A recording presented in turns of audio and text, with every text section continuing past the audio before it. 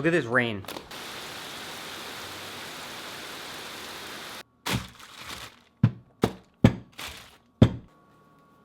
I've seen people refer to potatoes as couch potatoes, which never really made much sense to me. Can everybody shout, hey yo, to Mrs. Couch Potato? When camera quality is really shitty, they say, are you filming with a potato? All right, so now we're gonna cut up the potatoes. And then from time to time, Max Tuning calls himself a potato. Potato! So I don't know where all these things come from, but potatoes are pretty good.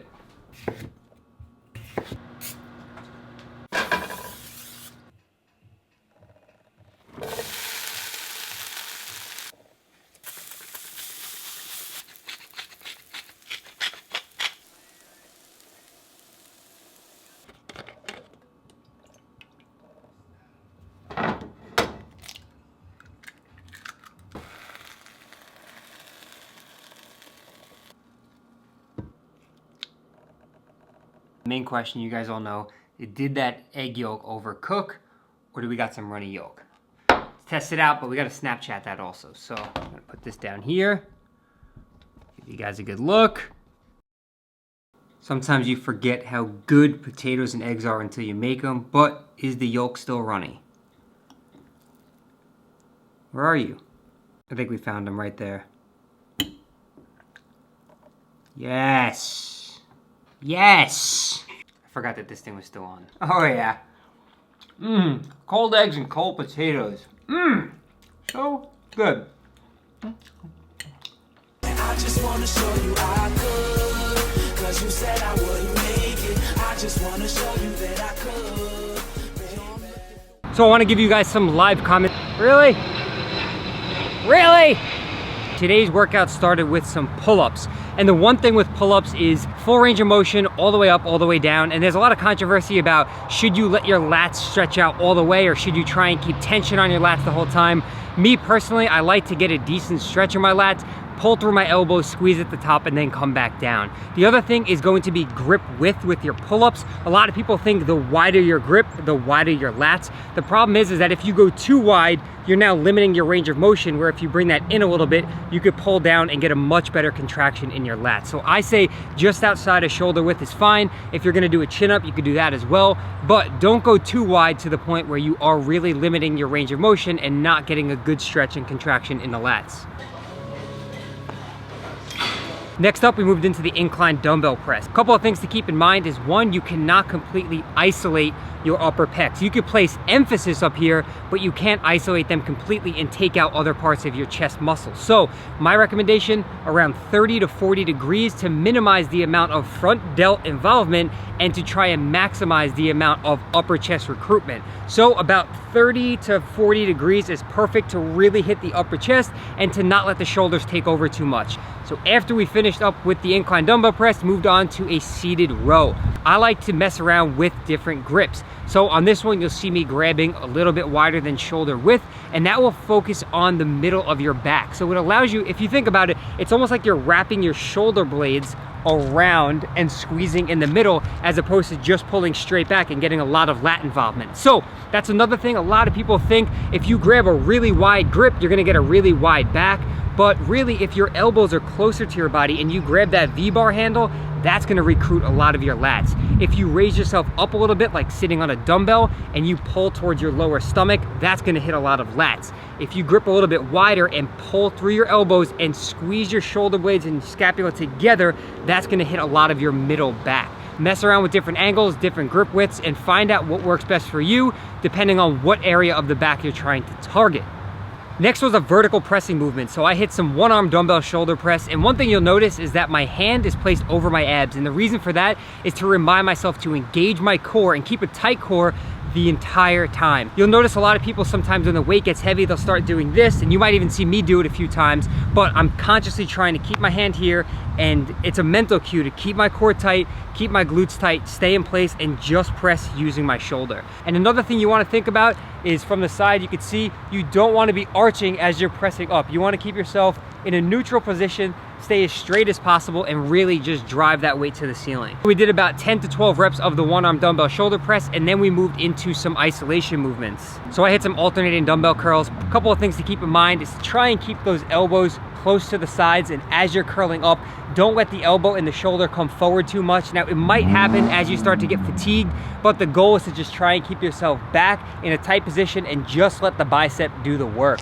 The other thing is supination, which is turning the palm upwards and turning the pinky inwards. So as I'm curling up, I'm thinking about turning my hand like this, turning the dumbbell out like that, because one major function of the bicep is forearm supination. So turning the palm this way. So as you're curling, turn up, squeeze, and then back down. After that, we moved into an overhead tricep movement. Now, a lot of people neglect the long head of their triceps. So they do a lot of press downs, a lot of dips, a lot of close grip bench, but to really emphasize this part of your tricep, the long head, you're going to want to do something overhead like this. So a skull crusher, overhead rope extension. And I found that if you get any kind of elbow pain, a lot of people with skull crushers, right here, they'll feel elbow pain. Try letting your elbows flare out. So many people are concerned with keeping them tucked the whole entire time, so let them flare a little bit. And also, if you perform them on cables and on a decline bench, that might help you out. I've noticed it's helped me out a lot. And another quick tip is, instead of coming to your forehead, which is why they're called skull crushers, because, well, it would crush your skull if the bar hit you in the head, I actually come behind my head. So I'll come back here, feels better stretch in the long head of the tricep. Try it out. Let me know what you guys think about that. There is always an alternative to an exercise. There's nothing that you have to do in the gym. And we finished up the workout with some chest flies, and my one biggest tip here is don't miss out on the best part of the movement, and that is just getting a full squeeze. You see a lot of people, their front delts take over because this is the way they're performing them. They're just trying to get their fists or the handles to touch each other, but you're missing out on this entire range right here. So a major function of your pec muscle is to bring your upper arm across the midline of your body. So that's adduction. So this right here, and if you're just doing this, you're missing all of this squeeze right here. So think about touching your elbows together and really squeezing the chest and not just doing this motion. But that is going to wrap up the workout. I hope you enjoyed this live commentary. If you did, go ahead, help me out by clicking that thumbs up button, and let's get to the rest of the video. All right, so for the next 10 or 15 seconds, I hit a few poses just because I was taking advantage of not only the pump, but the good lighting here in the gym. And I'm just really excited. I have 11 weeks left until I step on stage. So I'm looking forward to getting leaner and leaner. And then I actually ran into a subscriber, which was really cool. He said he's seen me in the gym many times before, but wasn't sure if it was definitely me. And today confirmed it when I had a huge tripod with a microphone attached to it. So he's actually a YouTuber himself for a gaming channel. So we were going back and forth a little bit. And as soon as he sends me his link, I will link it in the description box below. So that was really cool. Pleasure to meet you, my man. We're home and it's dinner time because we're hungry. So we're actually going to make some burgers with this Trader Joe's 96.4 lean ground beef. I wish I could find this in more stores. 93.7 is not bad, but it's 8 grams of fat. This is only 4 grams of fat. And Trader Joe's has very good quality beef. So in this, in 4 ounces... Brittany just banged her head on the LCD screen on the camera. You okay, babe? She's laughing, so I'm allowed to laugh. 4 grams of fat, 0 carb, 21 grams of protein in 4 ounces. So we're probably gonna make like a nice 6-ounce burger on the grill outside if it doesn't storm. So we gotta hurry up. Sauteing up some onions and mushrooms. All right, so it's grill time. We're heated up here. We got all the ingredients right here. The 2 burgers.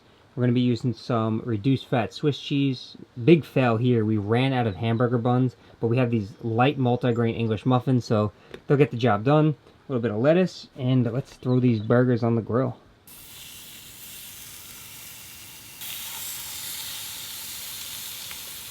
We put the lettuce down first so the bread doesn't get soggy. We have some sauteed mushroom and onion right here. The burger with some Swiss on top.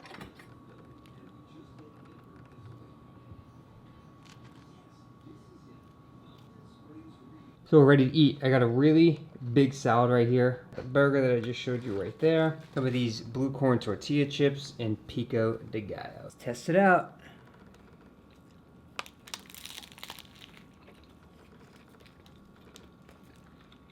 I like my burgers medium rare. This is perfect. I'm gonna eat it. Braden's gonna eat hers. And watch a little YouTube. And I'll close off the video as soon as I'm done chewing. Hopefully you guys can see me all right. I'm relying on the lighting from these 2 monitors because I'm not about turning the light on right now. Is the mic on?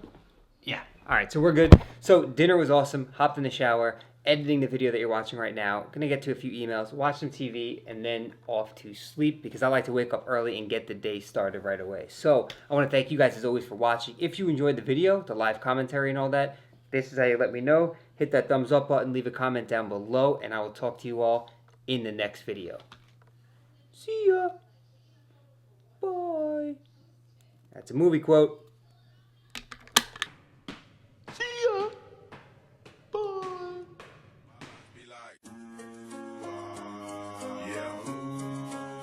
My life be like